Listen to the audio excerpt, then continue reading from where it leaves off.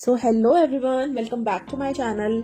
तो आज मैं आपसे शेयर करने जा रही हूँ बहुत ही क्रिस्पी सब्जियों से भरपूर मिक्स वेज कटलेट की रेसिपी, जो बनाने में बहुत ही आसान है और सर्दियों में ऐसे गर्मा गर्म नाश्ते को खाने का मजा ही और है। तो चलिए दोस्तों, सर्दी और सब्जी दोनों का मजा लेते हैं और ये टेस्टी टेस्टी वेज कटलेट बनाते हैं।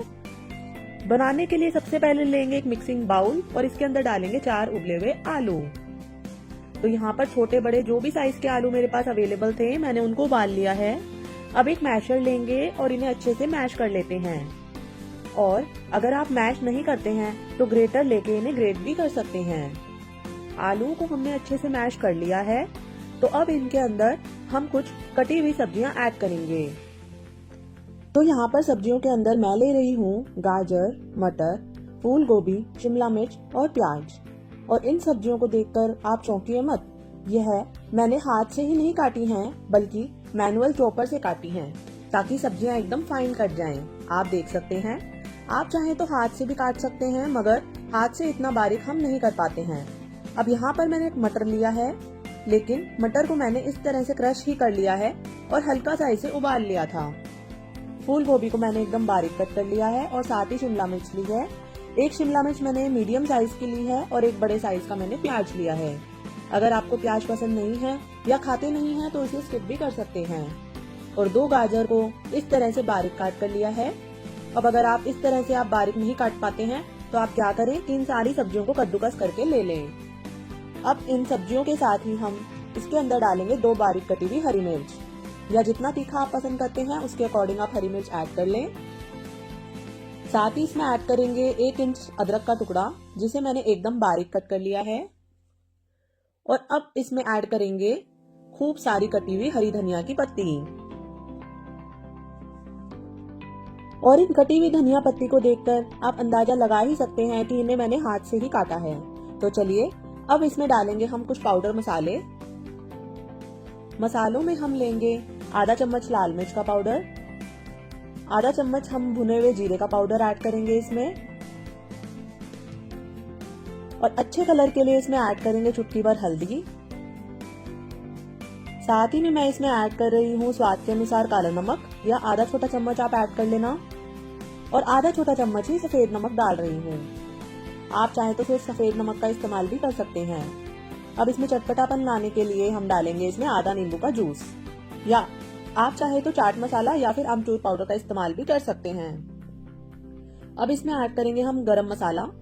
तो मैं यहाँ पर इस्तेमाल कर रही हूँ ये वाला गरम मसाला। ये गरम मसाला पर्सनली मुझे बहुत पसंद है, टाटा संपन्न का।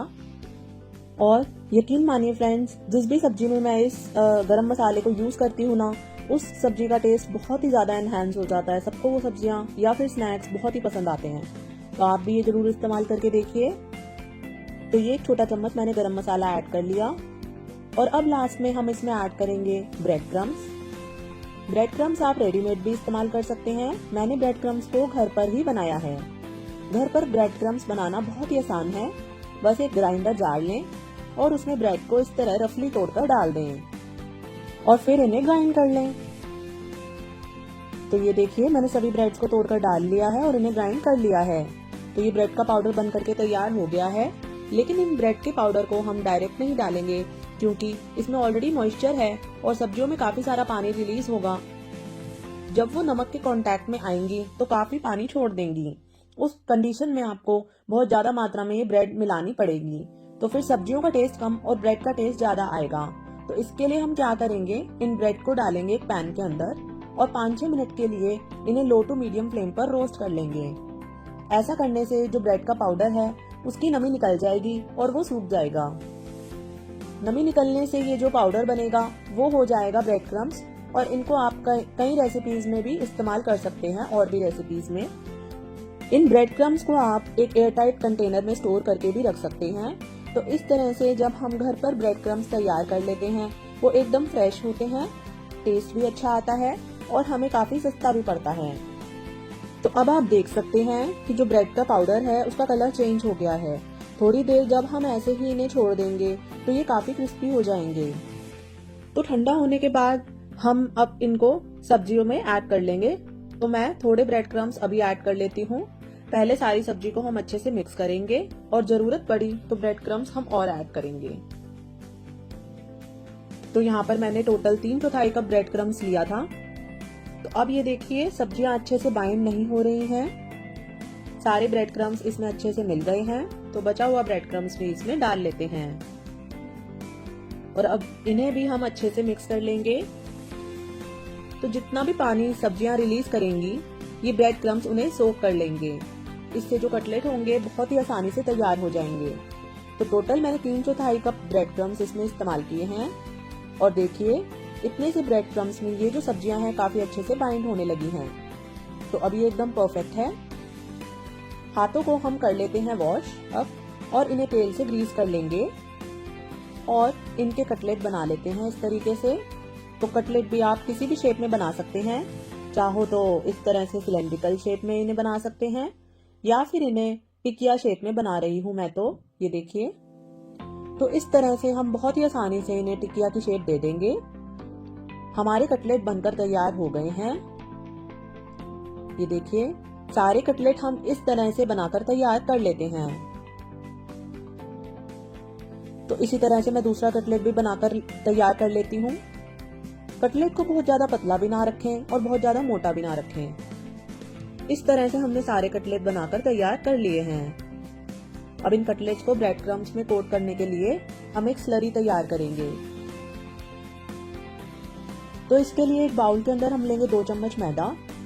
मैदे की जगह आप कॉर्नफ्लावर का इस्तेमाल भी कर सकते हैं। मैदे के अंदर पहले थोड़ा पानी डालकर इसे अच्छे से मिक्स कर लेते हैं ताकि इसके लम्स आसानी से खत्म हो जाएं।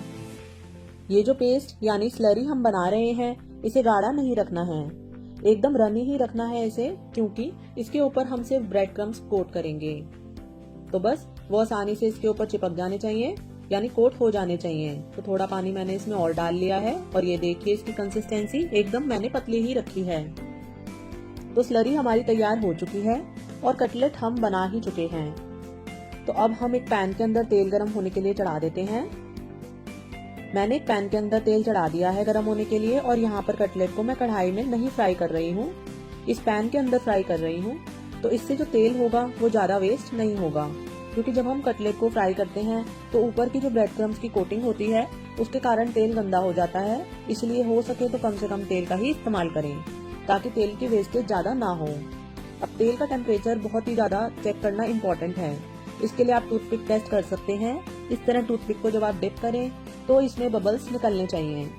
तेल बहुत ज्यादा गर्म या बहुत ज्यादा ठंडा बिल्कुल नहीं होना चाहिए। अगर ज्यादा गर्म होगा तो कटलेट जो होंगे ऊपर से जल्दी से फ्राई हो जाएंगे, अंदर से कच्चे रह जाएंगे, और कम गर्म हुआ तो जो कटलेट है वो तेल में ही घुल जाएंगे यानी टूट जाएंगे, क्योंकि वो बहुत ज्यादा मात्रा में तेल को एब्जॉर्ब कर लेंगे। तो अब हम इन बातों का ख्याल रखते हुए जो कटलेट हमने बनाई थी उन्हें पहले हम स्लरी में डिप कर लेंगे। बहुत ही हल्की सी कोटिंग आ जानी चाहिए बस, और फिर इस तरह ब्रेड क्रम्स में इन्हें कोट कर लेंगे। तो ये अच्छे से इनके अंदर कोट हो गई है, एक अच्छी सी लेयर आ गई है। तो इनको ऐसे हम कोट करते जाएंगे और पैन के अंदर इन्हें फ्राई करते जाएंगे। तेल का टेम्परेचर ज्यादा डाउन ना हो इसलिए एक साथ मैंने ज्यादा कटलेट इसमें नहीं डाले हैं। और अभी इसमें आपको काफी झाग दिखाई दे रहे हैं और जैसे जैसे ये फ्राई होंगे ना सारे जो झाग है वो कम हो जाएंगे। अब आप देख सकते हैं कि झाग कम हो गए हैं। ये देखिए जैसे जैसे मैं डाल रही हूँ एक बार झाग आते हैं फिर थोड़े कम हो जाते हैं और इन पर अच्छा कलर आ गया है। तो इन्हें पलट लेते हैं अब, और पलट कर इसी तरह से हम दूसरी साइड से भी इन्हें फ्राई कर लेंगे। अब कटलेट काफी अच्छे से क्रिस्पी हो चुके हैं और जब इन कटलेट को हम फ्राई कर रहे थे हमने दूसरा बैच भी इसी तरह से कोट करके तैयार कर लिया है। तो इन्हें निकालकर फिर हम वो कटलेट भी फ्राई कर लेंगे। और गर्मा गर्म कटलेट खाने का तो अपना ही मजा है कि नहीं फ्रेंड्स? तो बस इसी तरह से क्रिस्पी क्रिस्पी गर्मा गर्म कटलेट बनाते जाएं और अपने परिवार को सर्व करते जाएं। तो मैं ये बैच तो इसमें निकाल रही हूँ। ये ज्यादा क्रिस्पी रहे इसके लिए मैंने इस तरह के स्ट्रेनर का इस्तेमाल किया है। आप चाहें तो एब्जॉर्बेंट पेपर पर भी इन्हें निकाल सकते हैं। अब बचे हुए तेल में बची हुई कटलेट को भी इसी तरह से हम फ्राई करके तैयार कर लेंगे। तो इन कटलेट को बनाने में जो थोड़ी बहुत मेहनत है वो बस सब्जियों को काटने में ही है, बाकी तो इन्हें बनाने में ज्यादा समय नहीं लगता है। तो देखिए एक कटलेट मैं आपको तोड़कर दिखाती हूँ। ऊपर से बहुत ही क्रिस्पी है और इसकी स्टीम देखकर आप पता लगा ही सकते हैं ये कितने ज्यादा गर्म है। तो इन कटलेट्स को आप टोमेटो सॉस या फिर हरी चटनी के साथ एंजॉय करें। आप भी जरूर से ये कटलेट बनाएं फ्रेंड्स, और कैसे बने मुझे कमेंट्स करके जरूर बताएं। और अगर मेरी आज की वीडियो ही आपको पसंद आई है तो प्लीज मेरे वीडियो को लाइक करें, मेरे चैनल को सब्सक्राइब करना ना भूलें फ्रेंड्स। मुझे आपके सपोर्ट की बहुत जरूरत है। तो आप मेरी वीडियोस अगर लाइक करते हैं तो प्लीज सब्सक्राइब करें, बेल आइकन को प्रेस करें। Thank you.